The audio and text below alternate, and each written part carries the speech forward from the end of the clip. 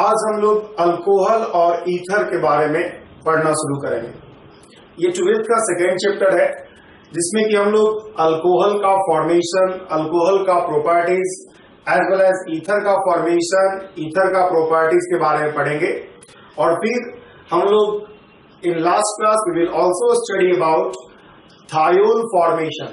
ROH को अगर आप RSH से रिप्लेस करते हो तो उसको हम लोग थायोल कहते हैं, ठीक है। तो हम लोग थायोल का भी फॉर्मेशन पढ़ेंगे और उसको कंपेयर करेंगे अल्कोहल के साथ। तो इस चैप्टर में सबसे पहले हम लोग अल्कोहल को पढ़ने जा रहे हैं and then after we will study about ether and then after we will study about thiol. तो हम लोग सबसे पहले अल्कोहल का प्रिपरेशन पढ़ते हैं, प्रिपरेशन ऑफ अल्कोहल।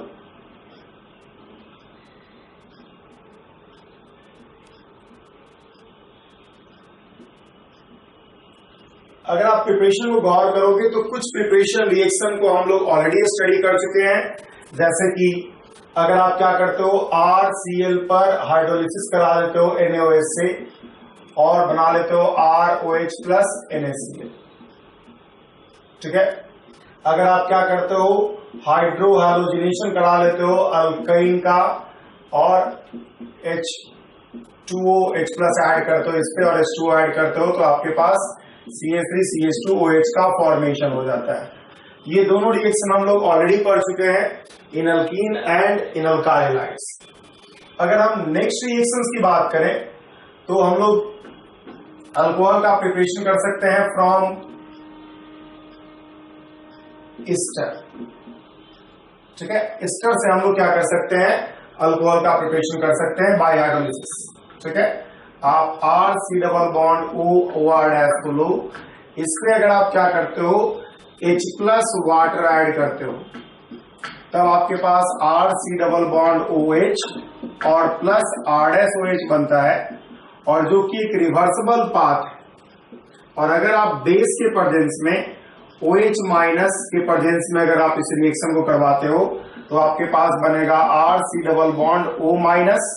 अगर हम NaOH ले लेते हैं बेस, इसके प्रेजेंस में हाइड्रोलिसिस करते हैं तो Na प्लस बनेगा और प्लस R-OH बनेगा, ठीक है। गौर करने वाला बात यह है यहाँ पर कि जब हम एक बेस लेते हैं, बेस कैटालाइज्ड रिएक्शन करते हैं तो ये रिवर्सिबल प्रोसेस नहीं है। और इसका सबसे बड़ा कारण है कि जो आपने बेस लिया हुआ है NaOH वो बहुत स्ट्रॉन्ग बेस लिया है, इसमें रिएक्शन क्या होगा, सिर्फ फॉरवर्ड ही होगा।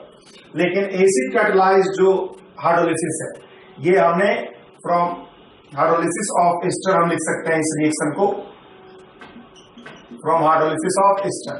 तो अगर हम ईस्टर का हाइड्रोलिसिस एसिडिक मीडियम में करें तो वो एक रिवर्सिबल पाथ होगा और रिवर्सिबल रिएक्शन को हम लोग एस्टेरिफिकेशन रिएक्शन कहेंगे। जबकि अगर हम बेस कैटालाइज्ड हाइड्रोलिसिस करें ईस्टर का तो वो एक यूनिडायरेक्शनल रिएक्शन होगा, रिवर्सिबल रिएक्शन, रिवर्सिबल नेचर उसमें बहुत कम होगा। अब इसको हम लोग समझ सकते हैं बहुत आसानी से बाय ऑब्जर्विंग एट मैकेनिज्म। तो मैकेनिज्म अगर हम एसिड कैटालाइज्ड हाइड्रोलिसिस का अगर हम मैकेनिज्म देखें तो आप पाओगे कि ये रिएक्शन जो होगा रिवर्सिबल होगा। सबसे पहले RC डबल बॉन्ड OR पर H प्लस H2O का जब आप अटैक करोगे तो होगा क्या, H प्लस चला जाएगा, H प्लस जाएगा ऑक्सीजन पर और ऑक्सीजन पर जाकर के उसको बढ़ा लेगा OH प्लस और OR डैश। अब क्या होगा, वाटर का न्यूक्लियोफिलिक अटैक होगा, वाटर का न्यूक्लियोफिलिक अटैक होगा ऑन कार्बोनिल कार्बन और इस तरह से ये आगे बढ़ेगा RCOH और फिर OH और फिर OR डैश। हमने क्या किया है, H प्लस को यहां से रिमूव कर दिया वाटर से और आपके पास ये बन गया है। जब ये इलेक्ट्रॉन इधर मूव करेगा और ये इधर जाएगा तो आपके पास बन जाएगा RC double bond OH acid और प्लस अल्कोहल R-OH। तो इस तरह से आप अल्कोहल का फॉर्मेशन कर पा रहे हो बाय हाइड्रोलिसिस ऑफ ईस्टर। गौर कीजिएगा, the complete reaction, the complete process is reversible in nature and the reverse reaction is called esterification reaction. Reverse reaction is called esterification reaction. ठीक है, तो अल्टीमेटली आपके पास यही स्थिति है कि अगर आप एस्टर पे क्या करते हो, R' पे अगर आप वाटर रखते हो तो ये RC double bond OH plus R' देता है। अगर आप वाटर को एक्सेस में रखोगे तो आपका रिएक्शन फॉरवर्ड जाएगा, अगर आप अल्कोहल को एक्सेस में रखोगे तो रिएक्शन बैकवर्ड जाएगा। तो अल्टीमेटली इस रिएक्शन में यही हो रहा है कि पहले अगर आप वाटर को एक्सेस में रखते हो तो रिएक्शन फॉरवर्ड जाएगा। ये दोनों जो है रिएक्शन H+ के प्रेजेंस में ही होगा, चाहे हम फॉरवर्ड रिएक्शन की बात करें या बैकवर्ड रिएक्शन की बात करें, चाहे हम हाइड्रोलिसिस ऑफ एस्टर की बात करें या एस्टरिफिकेशन रिएक्शन ऑफ एस्टर की बात करें, एस्टरिफिकेशन रिएक्शन ऑफ एसिड की बात करें, दोनों रिएक्शन जो होगा एसिडिक मीडियम में ही होगा।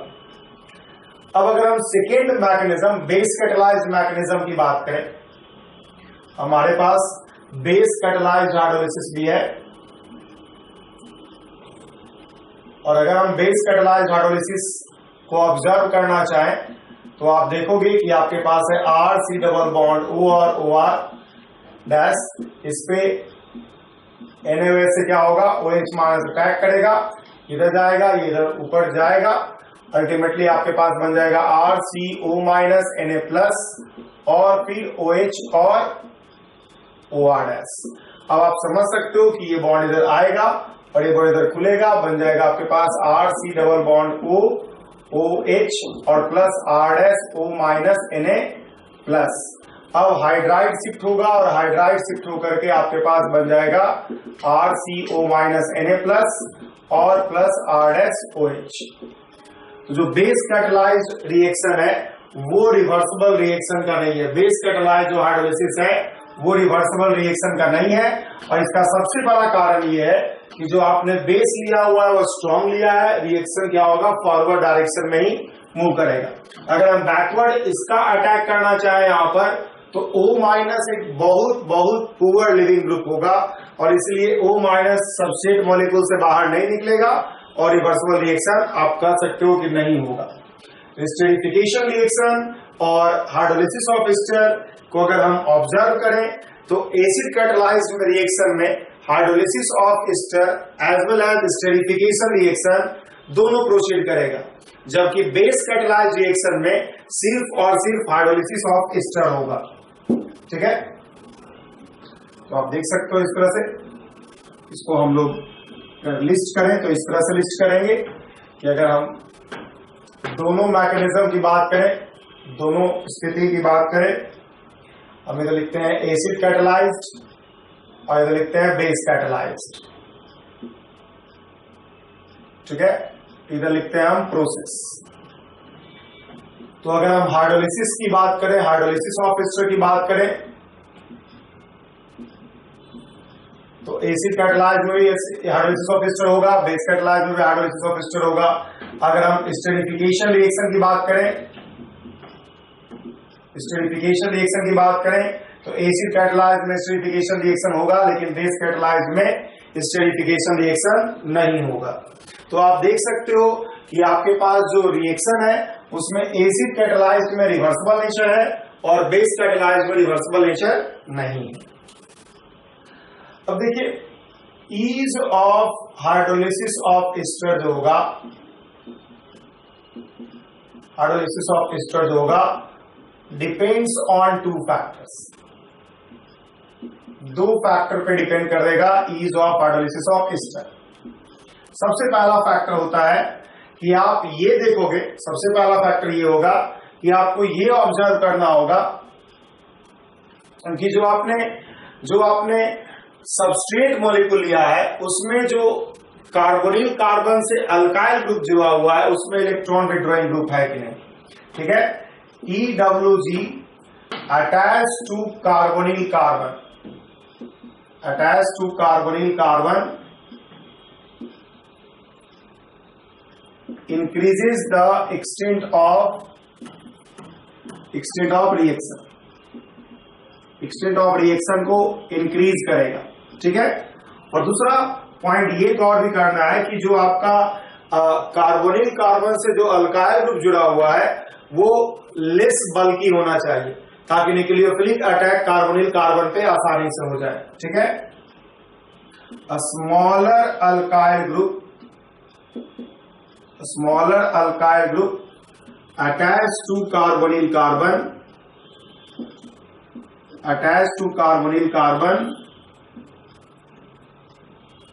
gives a smaller alkyl group attached to carbonyl carbon, जो कार्बोनिल कार्बन है उससे जो स्मॉलर अल्काइल ग्रुप होगा वो क्या होगा, गिव्स या गिव्स की वजह लिख देते हैं increases the extent of reaction, increases the extent of reaction. तो दो कारण है, एक बल्की कारण होगा, एक स्टेरिक रीजन होगा। सेकेंड वन जो एक स्टेरिक रीजन है जिसके कारण से रिएक्टिविटी क्या होगा, घटेगा। अगर आपका बल्की ग्रुप है तो रिएक्टिविटी घटेगा, अगर आपका एक इलेक्ट्रॉन विथड्रॉइंग ग्रुप है तो कार्बोनिल कार्बन पर डेल्टा प्लस ज्यादा होगा, इसलिए अटैक ज्यादा होगा। जैसे कि अगर हम ऑर्डर ऑफ हाइड्रोलिसिस की बात करें इन सभी एग्जांपल में, और हम आपको देते हैं CH3 C double bond O R dash, अगर हम आपको देते हैं CH3 CH CH3 C double bond O और R डैश और CH3 C double bond O और R डैश, तो इन तीनों में अगर आप रिएक्टिविटी ऑर्डर की बात करें तो सबसे पहले आपको देखना होता है इलेक्ट्रॉनिक फैक्टर। तो ईज ऑफ हाइड्रोलिसिस जो होगा वो सबसे ज्यादा होगा थर्ड वन में, बिकॉज वहां पर एक एक्सेप्टर ग्रुप लगा हुआ है। उसके बाद इन दोनों की अगर हम बात करें तो इन दोनों में चूंकि इलेक्ट्रॉनिक फैक्टर उतना डोमिनेट नहीं कर रहा होगा, दोनों एक ही तरह का अल्काइल ग्रुप है, तो हम लोग बल्की नेचर देखेंगे। यहाँ पर बल्की ग्रुप है, इसलिए यहाँ पर न्यूक्लियोफिलिक अटैक क्या होगा, स्टेरिकली हिंडर्ड होगा, और इसलिए यहाँ पर न्यूक्लियोफिलिक अटैक नहीं होगा, अटैक होगा इन वन। तो इस तरह से ईज ऑफ हाइड्रोलिसिस आप देख सकते हो on two basis. First one is electronic factor which tells that EWG group increases the ease of nucleophilic attack on carbonyl carbon. Whereas second case आपको देखना ये होता है कि जो ग्रुप अल्काइल ग्रुप लगा हुआ है कार्बोनिल कार्बन से, वो जितना कम बल्की होगा, जितना कम साइज का होगा, उतना आसानी से अटैक करेगा। अगर हमें पहला एग्जांपल लिखा, दूसरा एग्जांपल अगर हम इसी तरह का कुछ इस तरह का देते हैं OR डैश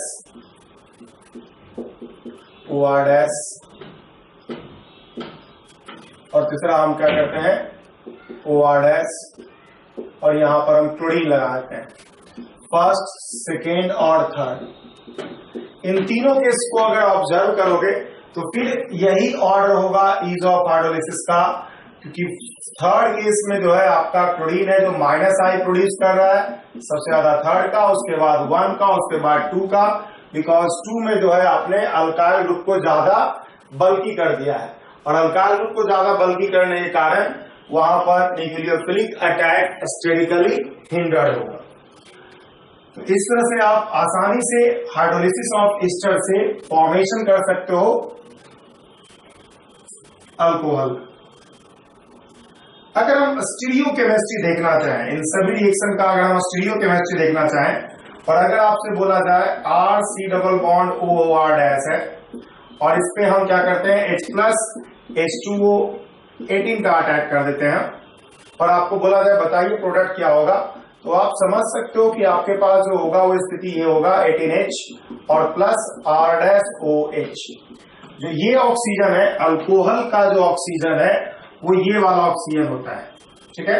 जबकि जो एसिड बन रहा है उसमें जो ऑक्सीजन होता है, सबसे पहले आप समझ सकते हो रिएक्शन का मैकेनिज्म हमने अभी आपको बताया है, H प्लस यहां जाएगा और उसके बाद H2O का अटैक होगा ऑन कार्बोनिल कार्बन, और आप देख सकते हो कि H जो O18 है वो क्या होगा, वहां पर प्रेजेंट रहेगा, और इस तरह से रिएक्शन आगे प्रोसीड करेगा, ठीक है। सेम तरीके से अगर हम क्या करें, अगर हम फ्रॉम सल्फोनिक एसिड अगर हम रिएक्शन की बात करें, फ्रॉम सल्फोनिक एसिड अगर हम क्या करते हैं, इसका एस्टर बनाते हैं। फ्रॉम सल्फोनिक एस्टर से हम लोग क्या कर सकते हैं, कर सकते हैं प्रिपरेशन ऑफ अल्कोहल अगर आपके पास OH। और आप क्या करते हो, इसको सबसे पहले PCl5 के साथ रिएक्शन करके RS डबल बॉन्ड O और Cl बना दिया, और उसके बाद इसको क्या कर दिया, CH3O के साथ रिएक्शन करके अल्कोहल के साथ RS डबल बॉन्ड O और OCH3 बनाया। और अगर आप इसका हाइड्रोलिसिस करते हो तो क्या होगा, आपको जो रिएक्शन होगा वो ये होगा, और आपके पास जो अल्कोहल बनेगा वो CH3OH और plus RS double bond O और OH होगा। इस रिएक्शन में गौर कीजिएगा कि अगर यहां पर अगर हम H2O18 लेते हैं तो जो अल्कोहल बनेगा हमारे पास, उसमें जो होगा, जो अल्कोहल होगा उसमें हमारा ऑक्सीजन जो होगा वाटर से आएगा। ठीक है। दूसरी बात है कि वहां पर जो प्रोडक्ट बनेगा, अगर वहां पर कुछ स्टीरियोकेमिस्ट्री रहा इन्वॉल्व, तो इन्वर्जन ऑफ कॉन्फ़िगरेशन से बनेगा, जबकि यहां पर जो प्रोडक्ट बनेगा वो रिटेंशन ऑफ कॉन्फ़िगरेशन से बनेगा। ठीक है। यहां पर जो है आप देख सकते हो बैक साइड अटैक हो रहा है, ठीक है। इन्वर्जन ऑफ कॉन्फ़िगरेशन होगा अगर वहां पर स्टीरियोकेमिस्ट्री इन्वॉल्व है तो अगर हम इन दोनों रिएक्शन को ऑब्जर्व करें, हम एक स्टीरियोकेमिस्ट्री को अगर हम इसमें डील करना चाहें, तो इन दोनों केसेस में डिफरेंस सबसे बड़ा यही है कि अगर आप RC डबल बॉन्ड O और आपके पास है H, आपके पास है C2H5 और आपके पास है CH3, और इससे अगर आप H+H2O को अटैक कराते हो तो आपके पास जो प्रोडक्ट बनेगा वो होगा RC डबल बॉन्ड OH, और प्लस जो ये बनेगा आपका वो रिटेंशन ऑफ कॉन्फ़िगरेशन से बनेगा, एज वेल एज आपके पास जो O18 होगा वो यहीं पे रहेगा, C2H5 और CH3। लेकिन अगर आप सल्फोनिक एसिड एस्टर से अगर आप मिथाइल सल्फोनेट, इस सबस्ट्रेट मॉलिक्यूल का नाम मिथाइल सल्फोनेट होगा, तो अगर आप अल्काइल सल्फोनेट जो कि क्या होगा, एस्टर ऑफ सल्फोनिक एसिड है, अगर आप इसके साथ रिएक्शन प्रोसीड कराते हो, आपके पास है O, और फिर वही स्थिति एकदम एग्जैक्टली C2H5 और CH3 अगर आप रखते हो, और इस पे अगर आप H+ और H2O का अटैक कराते हो O18 के साथ, तो पहली बात तो ये है कि यहां पर ये अटैक करेगा इधर और ये इधर खुलेगा, और इसलिए आपके पास जो बनेगा वो RC डबल बॉन्ड O और OH होगा, और यहां पर जो प्रोडक्ट बनेगा आपका inversion of configuration as well as O18H इसमें इन्वॉल्व होगा। ये बहुत इंपॉर्टेंट रिएक्शन है जो कि आपको डिस्टिंग्विश करता है इस केस और इस केस को। अगर आप एक सिंपल कार्बोक्सिलिक एसिड एस्टर लेते हो तो आपका जो प्रोडक्ट बनेगा वो इस तरह का बनेगा, ठीक है। H2O का जो ऑक्सीजन है वो इसके साथ जुड़ेगा कार्बोनिल कार्बन के साथ, और जो अल्कोहल बन रहा है रिटेंशन ऑफ कॉन्फ़िगरेशन के साथ बन रहा है। जबकि अगर आप सल्फोनिक एसिड का एस्टर लेते हो तो आपका जो अटैक होगा इस जगह पर वो बैक साइड अटैक होगा, और बैक साइड अटैक होने के कारण इन्वर्जन ऑफ कॉन्फ़िगरेशन होगा, एज वेल एज जो ऑक्सीजन इस अल्कोहल से जुड़ा रहेगा वो वाटर से आएगा। ठीक है। तो ये थोड़ा स्टीरियोकेमिस्ट्री है, डिफरेंट एस्टर का हाइड्रोलिसिस, दोनों जो है हाइड्रोलिसिस ही है, लेकिन स्टीरियोकेमिस्ट्री में डिफरेंस है दोनों जगह। तो ये हाइड्रोलिसिस ऑफ एस्टर से आप अल्कोहल का प्रिपरेशन कर सकते हो। अब देखिए हम लोग अगला प्रिपरेशन मेथड पढ़ते हैं फ्रॉम RNH2। RNH2 पे अगर हम क्या करें, aqueous NaNO2 plus HCl add कर दें, एट 0 डिग्री सेल्सियस, तब आपके पास ROH का फॉर्मेशन हो जाता है और N2 गैस इन्वॉल्व होता है। पूरे मैकेनिज्म को आप देखोगे तो एक्चुअल में ये मैकेनिज्म जो है डायजोनियम सॉल्ट का फॉर्मेशन इन्वॉल्व करता है, और डायजोनियम सॉल्ट चूंकि बहुत आसानी से ब्रेक कर जाएगा क्योंकि N2+ एक बहुत अच्छा लिविंग ग्रुप है, और इसलिए क्या होगा, अल्कोहल का फॉर्मेशन होगा। अगर हम पूरा मैकेनिज्म आपको दिखाना चाहें तो मैकेनिज्म कुछ इस तरह का होगा। सबसे पहले NaNO2 HCl के साथ रिएक्शन करके आपको बनाएगा HONO और प्लस NaCl, मतलब ये HNO2 का स्ट्रक्चर है। HONO क्या होगा, फिर HCl के साथ रिएक्शन करके बना लेगा H2O+ और NO, जो कि टूट जाएगा H2O plus N double bond O और प्लस में।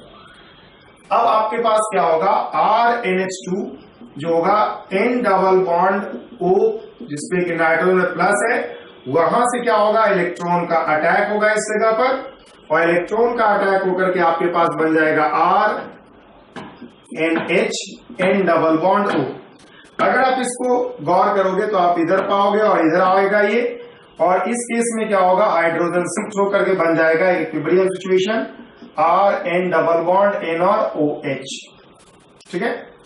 अब चूंकि आपके पास ऑलरेडी आपके पास AC डाला हुआ है, तो ये जो होगा OH होगा HCl के साथ रिएक्शन करके RN double bond NOH2 plus बना लेगा, और OH2 प्लस बनाने के बाद चूंकि नाइट्रोजन पे लोन पेयर अवेलेबल है, नाइट्रोजन इसको बाहर कर देगा और बन जाएगा RN2 triple bond N plus और Cl माइनस।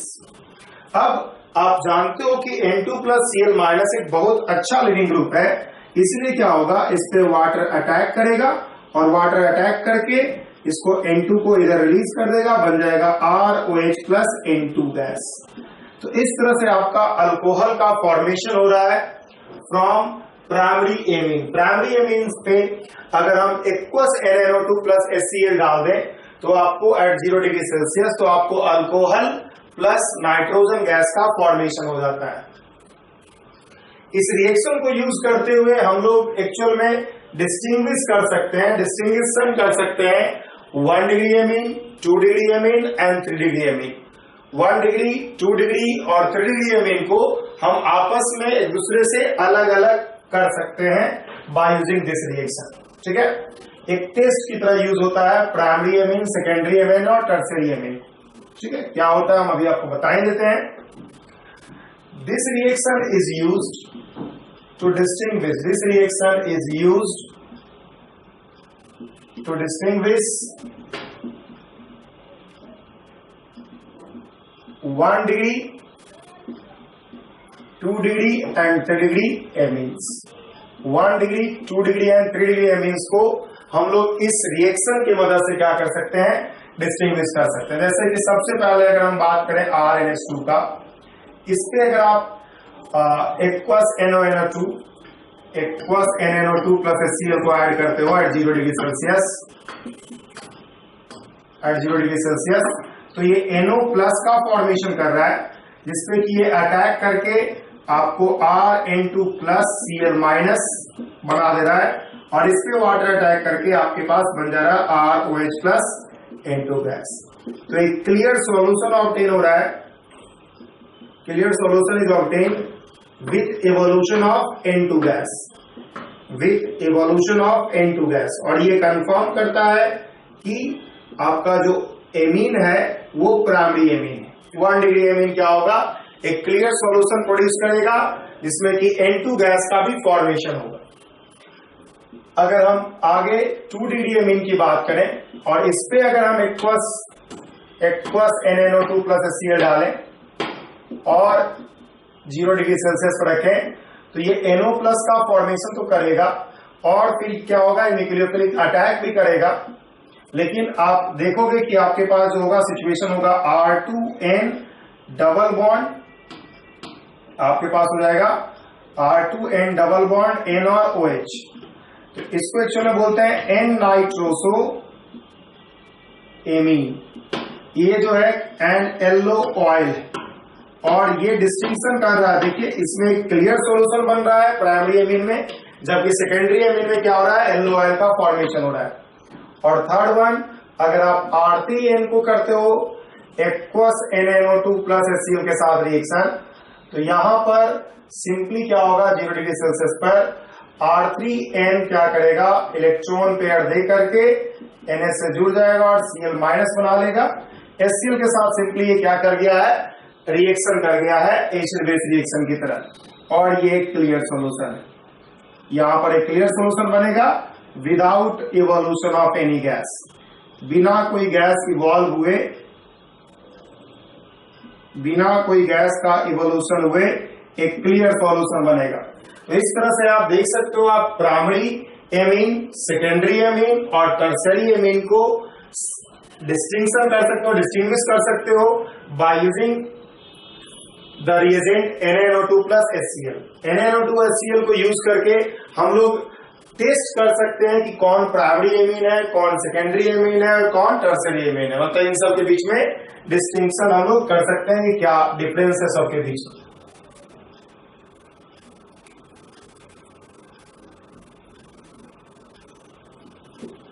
डिफरेंसेस को हम लोग पता कर सकते हैं, सिंपली यही बात है।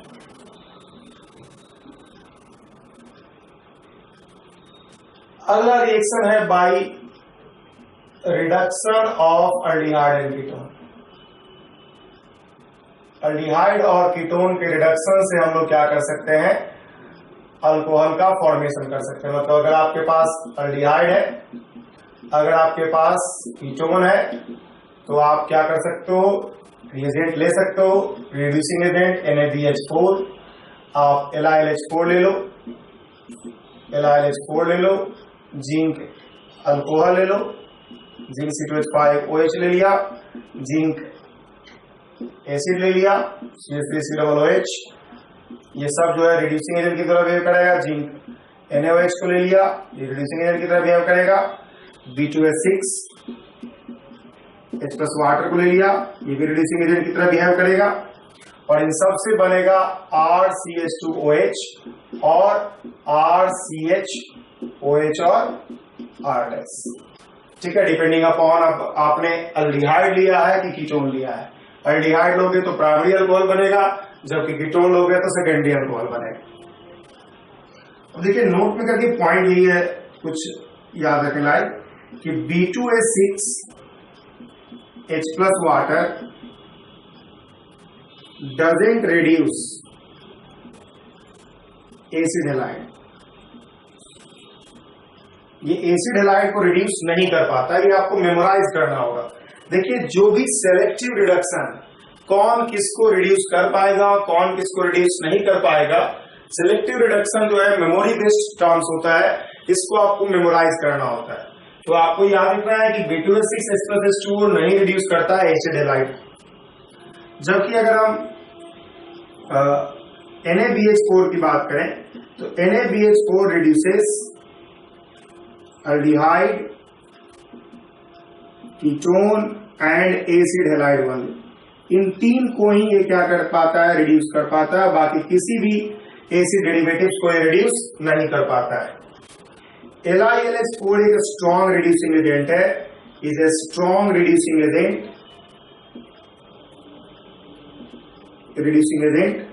and it reduces all carbonyl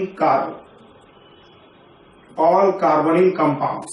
सारे कार्बोनिल कंपाउंड्स को LiLH4 रिड्यूस कर देता है, चाहे वो एस्टर हो, अल्डिहाइड हो, कीटोन हो, एसिड हैलाइड हो, एमाइड हो, सबको रिड्यूस कर देगा LiLH4।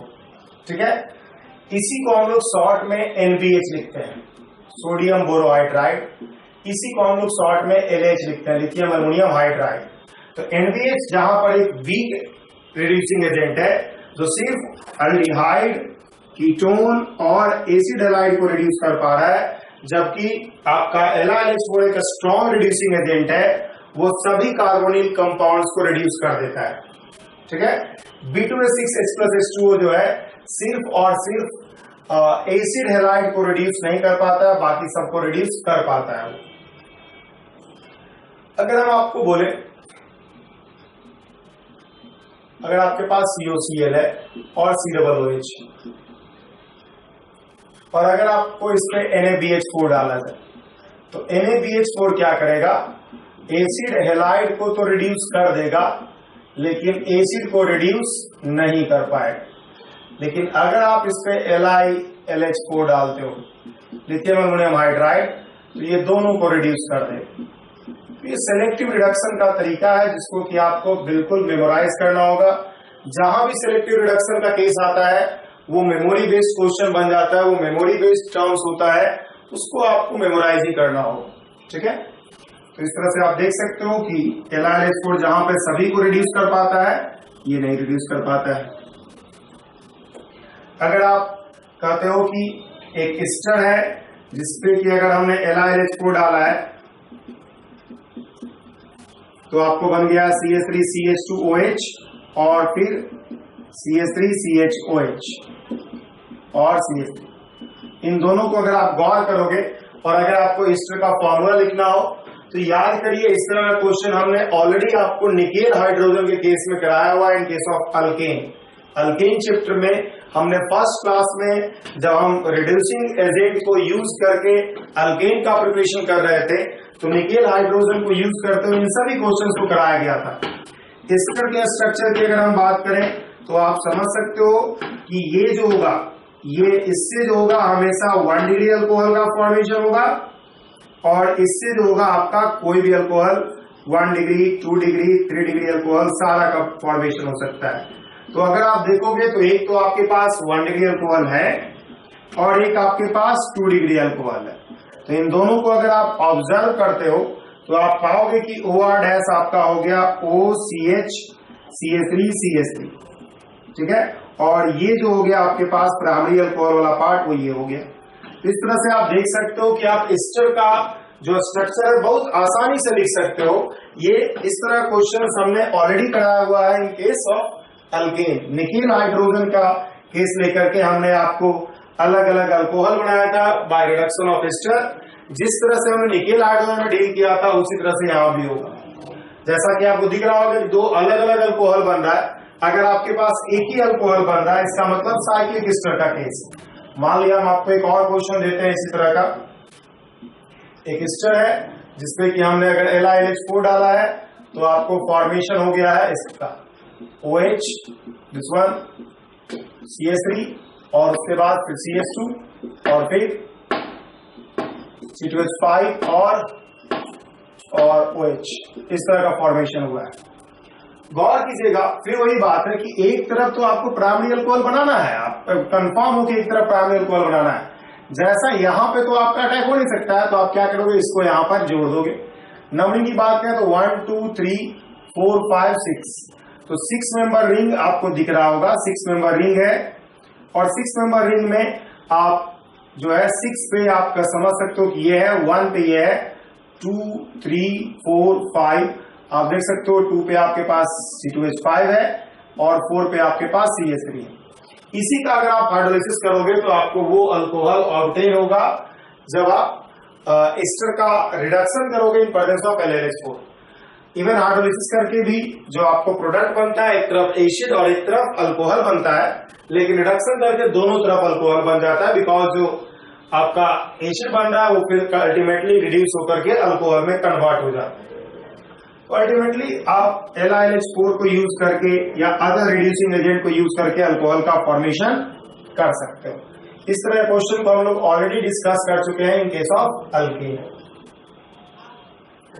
तो देखिए लास्ट एक मेथड है by fermentation. By fermentation, fermentation एक स्लो प्रोसेस है, स्लो प्रोसेस है जिसमें कि एक लार्ज ऑर्गेनिक मॉलिक्यूल कन्वर्ट करता है स्मॉलर मॉलिक्यूल्स में in the presence of biocatalyst like enzyme, yeast etcetera. ठीक है, तो fermentation is a slow process. Fermentation is a slow process of decomposition of a large organic molecule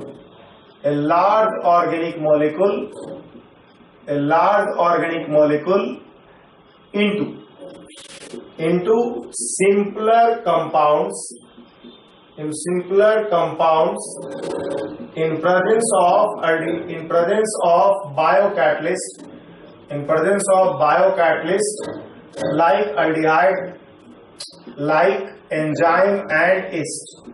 enzyme और east के presence में एक बड़े molecule को हम लोग छोटे मॉलिक्यूल में कन्वर्ट करते हैं। छोटे मॉलिक्यूल में कन्वर्जन होता है, डिकम्पोजिशन होता है और एक बहुत स्लो प्रोसेस होता है। इसको करने में 10 to 15 डेज, 30 डेज, 1 मंथ ये सब समय लगता है।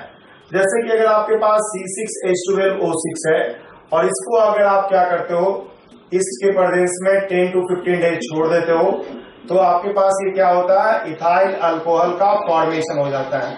ठीक है, तो इस तरह से आप देख सकते हो कि फर्मेंटेशन के थ्रू भी हम लोग अल्कोहल का प्रिपरेशन कर सकते हैं। तो ये सब कुछ प्रिपरेशन मेथड है अल्कोहल का, जिसको कि हम लोग अलग अलग सबस्ट्रेट मॉलिक्यूल से अलग अलग रिएक्शन के थ्रू ऑब्टेन कर सकते हैं। नेक्स्ट क्लास में हम लोग प्रॉपर्टीज ऑफ अल्कोहल के बारे में स्टडी करना शुरू करेंगे।